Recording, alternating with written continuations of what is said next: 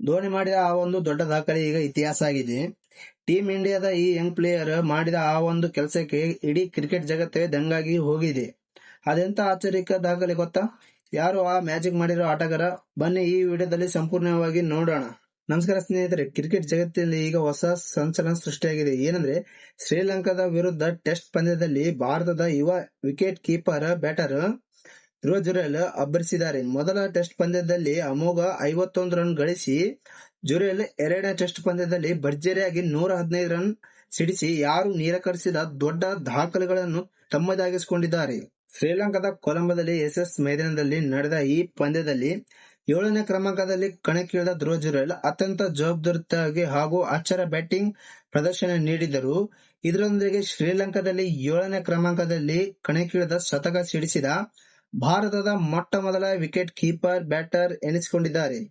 ಅಷ್ಟೆಲ್ಲ ಸ್ನೇಹಿತರೆ, ಇಲ್ಲಿ ಅಸಲಿ ಆಶ್ಚರ್ಯ ಇರೋದು ಏನಂದ್ರ, ಶ್ರೀಲಂಕಾದ ಟೆಸ್ಟ್ ಪಂದ್ಯದಲ್ಲಿ 7ನೇ ಕ್ರಮಾಂಕದಲ್ಲಿ ಬ್ಯಾಟರ್ ಒಬ್ಬರು ಗಳಿಸಿದ ಗರಿಷ್ಠ ಸ್ಕೋರ್ ದಾಖಲೆ ಇದುವರೆಗೆ ಟೀಮ್ ಇಂಡಿಯಾದ ಮಾಜಿ ನಾಯಕ ಮಹೇಂದ್ರ ಸಿಂಗ್ ಧೋನಿ ಅವರದ ಹೆಸರಿನಲ್ಲಿತ್ತು.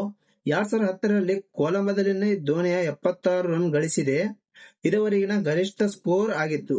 ಆದರೆ ಈಗ ಅವರ 16 ವರ್ಷಗಳ ಹಳೆಯ ದಾಖಲೆಯನ್ನು ಧ್ರುವ ಜುರೇಲ್ ಧೂಳಿಪಟ ಮಾಡಿ ಹೊಸ ಇತಿಹಾಸ ಬರೆದಿದ್ದಾರೆ.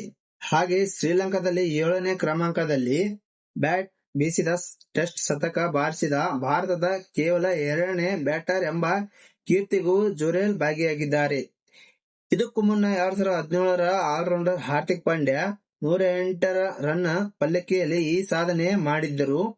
ಈಗ ಜುರೇಲ್ ಬಾರಿಸಿದ 115 ರನ್ಗಳ ಈ ಇನ್ನಿಂಗ್ಸ್ ಈ ಕ್ರಮದಲ್ಲಿ ಭಾರತೀಯ ಬ್ಯಾಟರ್ ಒಬ್ಬರು ಗಳಿಸಿದ ಗರಿಷ್ಠ ಸ್ಕೋರ್ ಎನಿಸಿಕೊಂಡಿದ್ದಾರೆ.